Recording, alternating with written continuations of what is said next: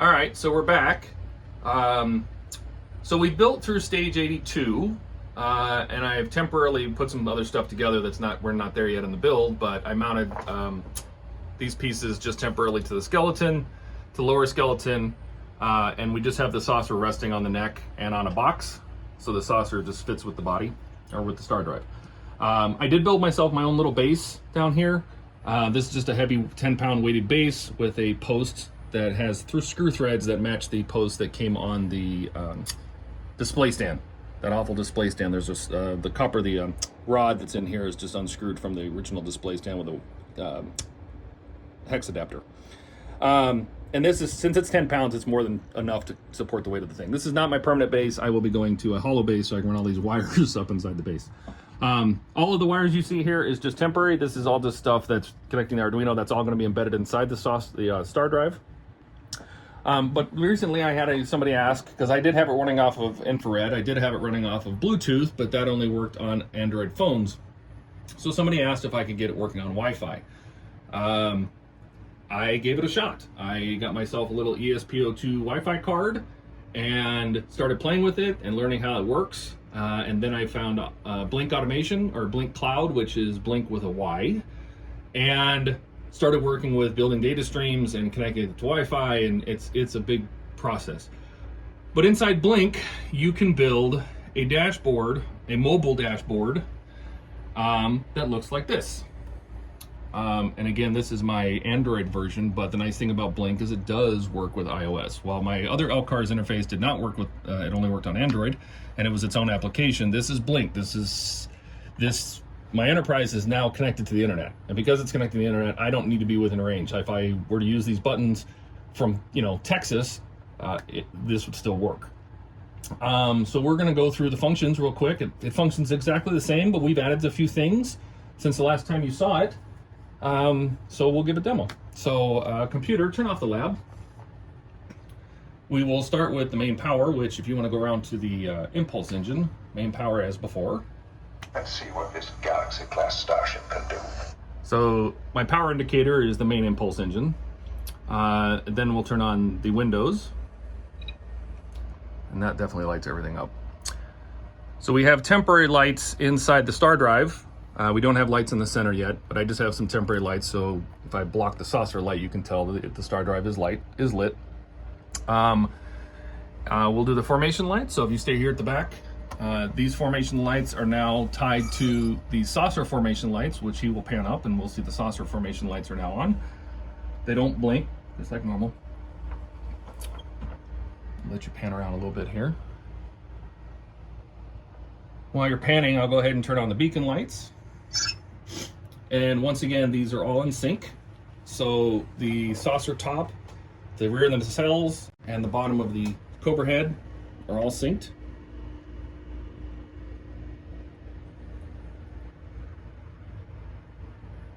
Okay, turn on the nacelles.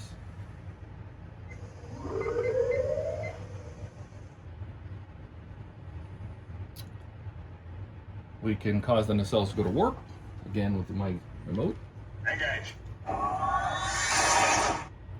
Now, with the torpedoes, we have the front torpedo launcher, which I'm sure he can get down there and he can see it. We'll get down there. The torpedo launcher is still there, it still works. I'll fire it a couple times. You got it? Mm-hmm. So something the Eaglemoss doesn't have is the rear torpedo launcher. So what we did was we drilled out a little hole and we mounted an orange LED in there and gave ourselves a rear torpedo launcher.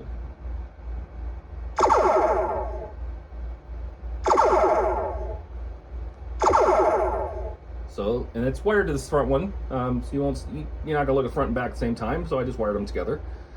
The same sounds and everything still work, the phasers still work. Raise all shields, phasers are ready. And the red alert works.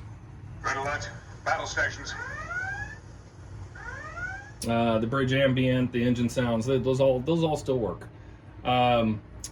we had to disconnect it because we don't have it was temporary connection, but the seam between the saucer and the star drive, so these two parts, right, the separability, I just wanted to show you. I'm gonna lift this up. These are not connected in any way. They are totally separate. There's no wire between these two. The saucer is completely separate. It only has, and if you want to pan down just a little bit, it does have a power wire. That's it. So they are completely separate. We had to disconnect the separation circuit. We will put that back in shortly. But I just wanted to show that they are two separate pieces. They do operate independently of each other, and they are separatable. The last thing I wanted to show is that I did say that I built this on Android. It's not quite as detailed. The Blink app doesn't play any sounds. It's not animated. It's basically just a static dashboard that has buttons. But what I wanted to show is that it also works. This is my iPad. It also works on iOS. So it's the same dashboard.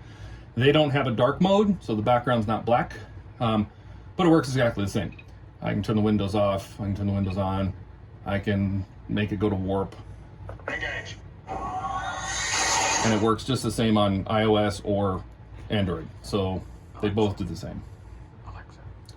And then the other thing somebody asked is, can you make Alexa run this? Well, you can. You can send Blink, the Blink Cloud, you can send an API call.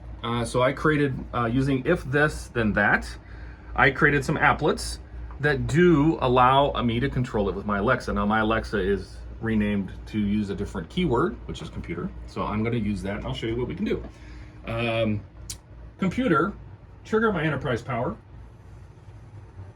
Dismissed. So that turned it off. We can turn it back on. Computer, trigger my enterprise power. Let's see what this Galaxy-class starship can do. And again, so it reset it, so that turns on only just the rear impulse. Computer, trigger my enterprise windows. And that turns the windows on. Computer, trigger my enterprise formation lights.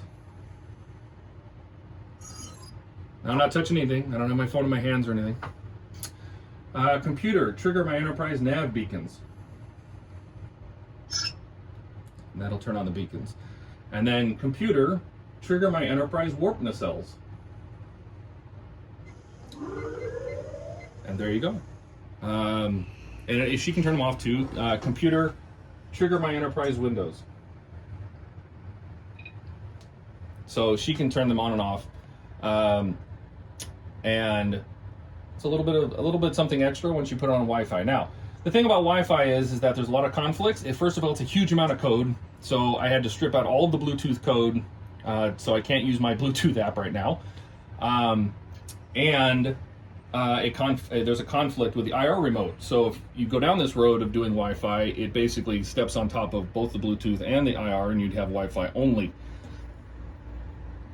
Me personally, I kind of like the Bluetooth control because it has sound feedback, but I'm just showing it as possible. You do have to configure the Wi-Fi card. You have to statically set it, which means you need to be able to program the Arduino with your wireless name and password, which if it ever changes, you'd have to reprogram Enterprise. I don't know that it's necessarily worth it, but it is possible. You can do it, as you can see here. Alexa, trigger my Enterprise Windows. Oh, sorry, wrong words. Computer, trigger my enterprise windows. So it is doable. It is a possibility. It's not impossible to do. But it's a lot of work. It is a lot of work. It does look good though. I love it. I love the way it looks. You have to let me know what you guys all think. Sound good? And I want to thank Francisco. He's being my cameraman. Huh. Yeah. All right. All right. Thanks, everybody. Oh, computer, turn it off. Oh, computer, trigger my enterprise power. Dismissed.